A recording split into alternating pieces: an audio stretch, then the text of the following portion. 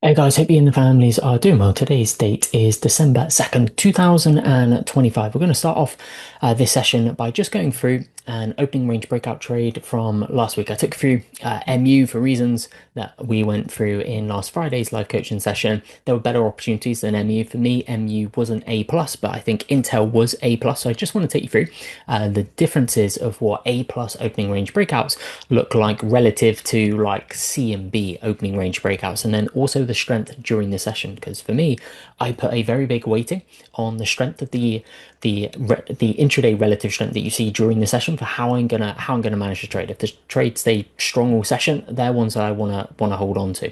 So I still think this is a pretty wild market environment, especially if you've been watching the indexes. Certainly the SPY in the last hour or so flushes to low day and then to high day.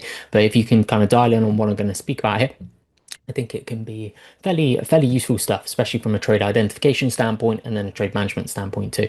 One's happy to join in. Anyone else wants to join in during the session, please just let me know. I'm on a hard stop at about 5 p.m. My time today. But once we've gone through this, we've got various different ones to be going through, focused on swing trading, stock selection. We want to see from an entry standpoint how you can look at various ETFs to help guide your kind of exposure, where you're seeing the strength that day, where do you want to be targeting, and then some nice swing trades in the likes of a Rivian and a Hut as well. So let me just play forward this, okay?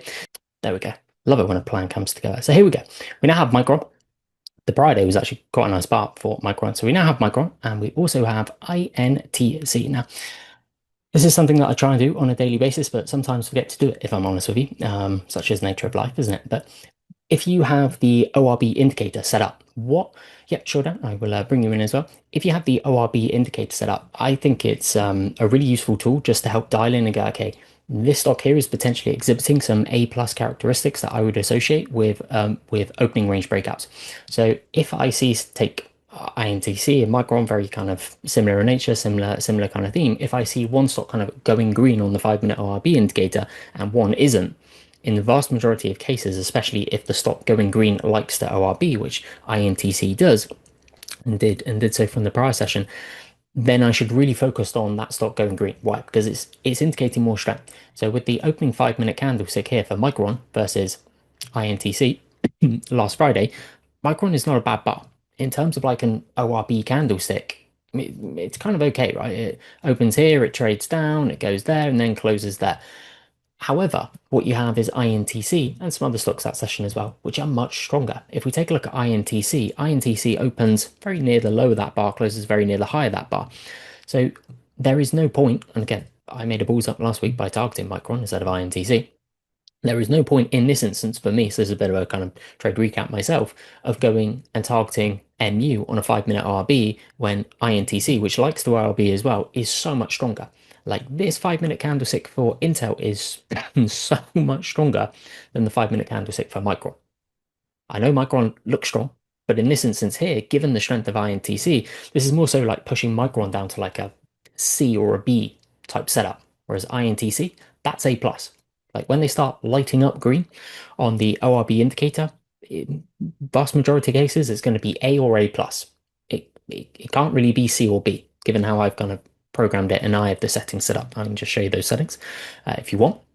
I set it up on 0.3, 0.8, 0.55, RVOL 20-day look back, min prior open subscribed is 10, RVOL tier 1 threshold 0.25, and then RVOL tier 2 threshold 0.15. That's just to kind of differentiate the volume levels that are coming through. Again, I see no correlation between really high volume and successful ORB and not. And oftentimes the ones that have really high 20-day RVOLs coming through, the risk versus reward gets really out of whack relative to 20-day ADR percentage. You can see here with INT, it's only 0.75.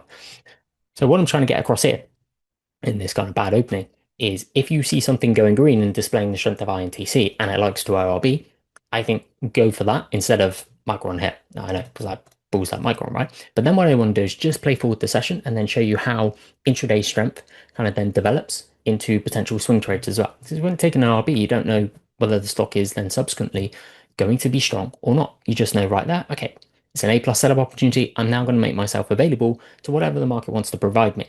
So the 5 minute 6 EMA is my favorite moving average intraday to ride these 5 minute opening range breakouts. And why I like the 5 minute chart is it gives you kind of the nice ability, I find, to still be a high enough time frame where you can actually capture the entire intraday trend if a stock's going to be really strong, or you can capture the bulk of it. I don't think you can do that trading off the 1, the 2, or the 3 minute chart.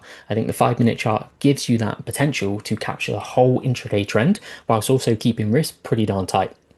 You start going on to a 15 minute chart or a 30 minute chart, it can kind of be less false signals, but the risk festival can get a little bit out of whack there. I personally really like the 5 minute chart. So with INTC, that 5 minute RB is about 1.3% versus the 20-day ADR percentage, 4.3%. It's around about a third. Okay, really favorable, just a little bit less than a third.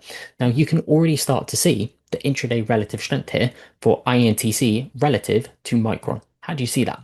See how it continues to push and stay above this 5 minute 6 EMA, whereas Micron isn't doing that. And I will relate this to back to swing trading, don't worry. So we're just going to continue to ride the 5 minute 6 EMA. Now, what I like to look for is back-to-back closes. And when we go through INTC, hopefully you'll see why I wait for the back-to-back closes. So with Micron here, we've essentially gone back-to-back closes. Here it's kind of closed right on it, then it would have to like really zoom in, but it's closed essentially right on it. This here is definitely the first close below the 5 minute 6 EMA. Now, what's the point of doing this whole 5 minute 6 EMA thing? If you go and study the 20% of the stocks that make up 80% of the profits from ORBs, okay, now ORBs have been around for absolute decades, but if you go and study them and you go, okay, what do you tend to see when a stock goes on a big move relative to its 20-day ADR percentage? So a big move for Intel with a 20-day ADR percentage of nearly 4.5% is going to be different in terms of percentages to a big move compared to a Google or a Microsoft or something like that with a low one, or could be different to, let's say, one of the quantum stocks that has an ADR of over 10%. But what you tend to see, or what I tend to see, is that intraday movement patterns are the same in terms of how they generally trend, because at the end of the day, it's just how it goes dominating the market. So here we have INTC. It's clearly closed below the 5 minute 6 EMA. That's just kind of one close there, okay? The MACD's not gone bearish. So I don't think the exit signal is there. You want to see back-to-back closes. And I'll explain why. See how it recovers? Now, this may change in time, where it's not the 5 minute 6 EMA, it's the 5 minute 10 EMA or the 5 minute 9 EMA. But right now, the algos, they just seem to respect this 5 minute 6 EMA. And this happens frequently, okay? They kind of pull back in, no back-to-back close, up it goes again.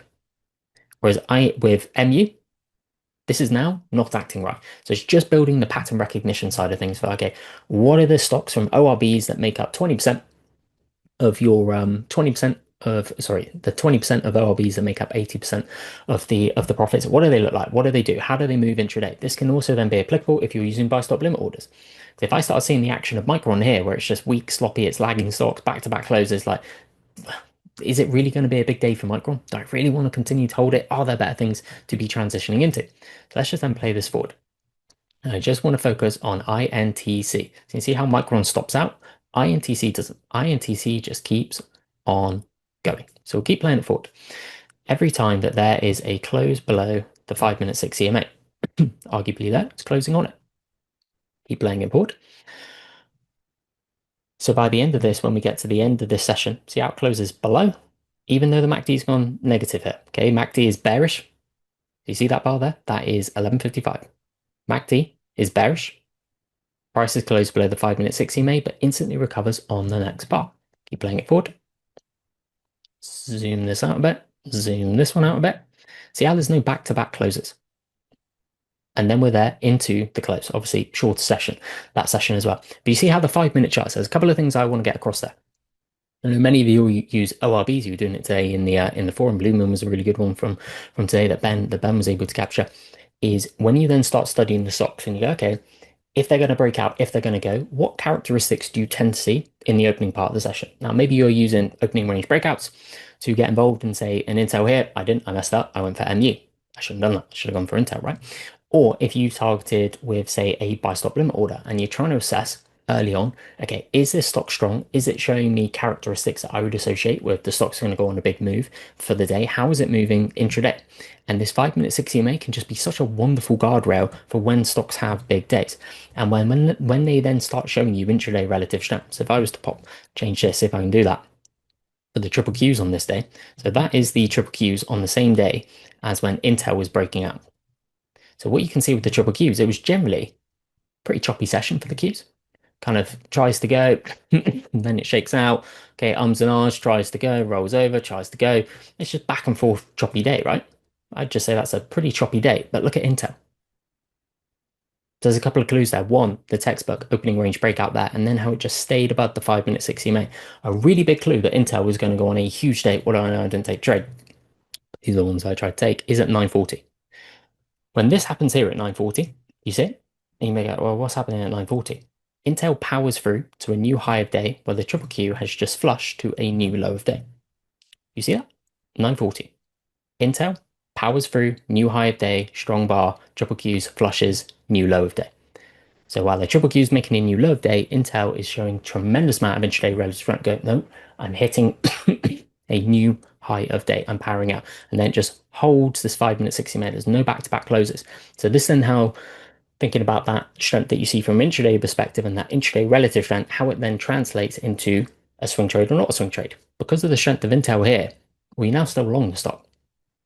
Maybe you took part off here to free roll it, or maybe you just applied the back-to-back 5-minute 60 MA close rule, so you still actually have your whole position on, and then by the close, the stock from your entry is up around about 7%. What's Intel saying here? Is it saying hold me or get rid of me? To me, it's just saying hold me. Apparently, I should drink more water for my vocal cords. So then you can see how that intraday strength correlates into, okay, Intel, it makes sense to try and swing this one. And then try and hold it for a swing trade. If we then play it forward, this is today, Tuesday, the 2nd of December, when we are filming this. They can see that night strength, they can see the entry. Does it all do that? It doesn't all do that. But hopefully they're understanding the RB, the optimal characteristics, how stocks then move intraday, if they're going to be really strong, how that can then feed back to, do I want to hold this stock for a swing trade? For me, when a stock is as strong as Intel, when we're just going through it there on Friday, the 28th of November, they're the ones I want to hold for swing trades. Because stocks telling you, I'm so strong. They're the ones to hold. So hopefully that's useful there. Let me bring in Juan, and then we will bring in Darren.